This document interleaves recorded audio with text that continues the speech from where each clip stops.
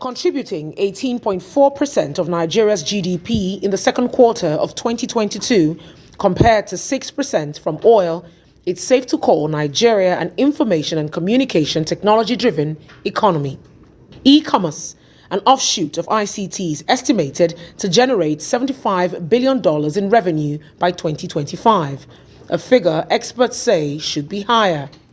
Growing from 14% to 17% in 2020, its growth is attributed to the lockdown caused by the COVID pandemic. The pandemic brought an awakening. People became more awoke to the fact that they needed to put their businesses online, right? Now, let's look at the things that match. The market grew because people needed to make payment digitally, right?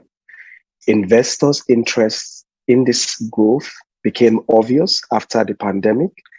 CBN adjusting the framework and the policy. So one could say this is a perfect market. The demand came, the market was ready, and funds was made available. All of this re-engineered the evolution of growth that we now experience in the market today. The expansion of ICT in Nigeria continues to create opportunities for growth, allowing new innovators on board, like Crayfish, a food delivery app which connects food lovers to selected chefs for bespoke meals, carving a niche in a pool of existing food apps such as Jumia, Chop Now Now, Go Food, and many more.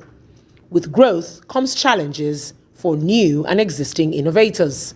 Most people in the tech scene, it's because we feel like we haven't been understood properly, we don't get the kind of assistance that we would need, not even monetary terms, in terms of policy, in terms of conducive business environments.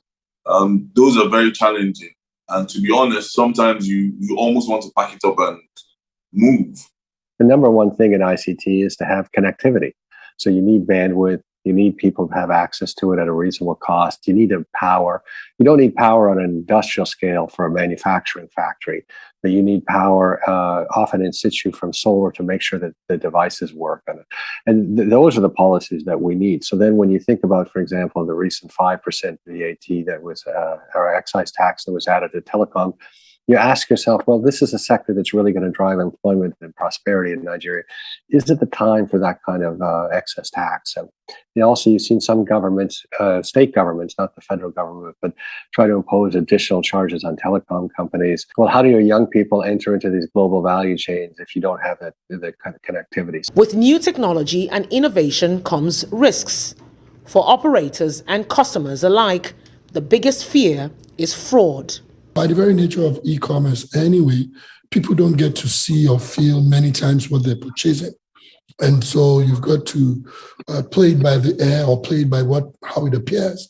And so by its very nature, even with the best of intentions, you would have potential disputes as to what people sought to get and what they ultimately got. And so that's understandable. However, what aggravates the situation is a certain lack of the right guardrails, for want of a better language, that many of the platforms have failed to ensure exist in the nature of the business. For instance, most platforms allow others to trade on their platforms. You've got to do some work. You've got to do some quality control. You've got to do some due diligence. You've got to do something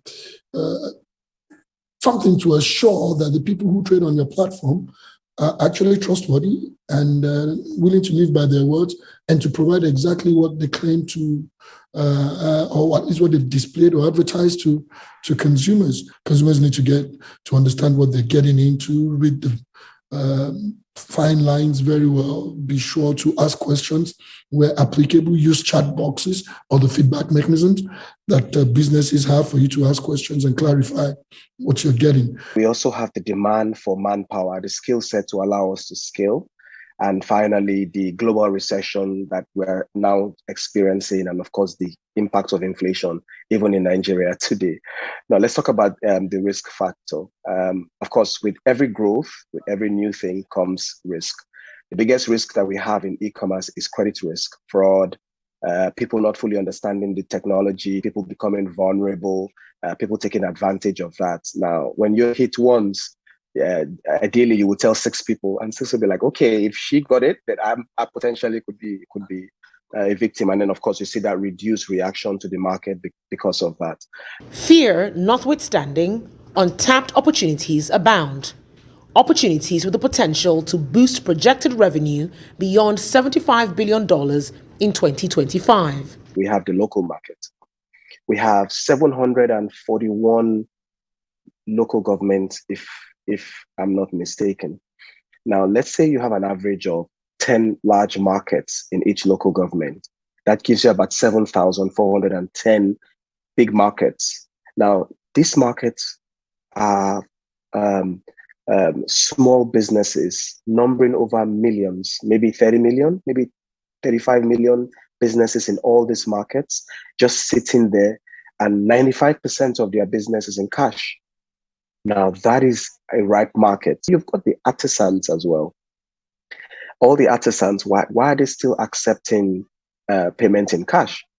If you cross to the eastern part of Africa, 90% of those transactions is M-Pesa, which is the digital payment using the USSD. But here, everybody's still collecting. 82% of Nigerians use public transport. Again, 90% of those transactions, if not 95%, are cash-based. After all said and done, the growth of e-commerce is hinged on the growth of ICT powered by broadband infrastructure. Nigeria's broadband penetration stands at 44.5%. Its usage has also grown from 40.9% in February 2022 to 44.5% in July 2022, a figure considered hopeful for achieving the national broadband target of 70% in 2025, if backed by adequate support from the government. Oni Sunday, Arise News.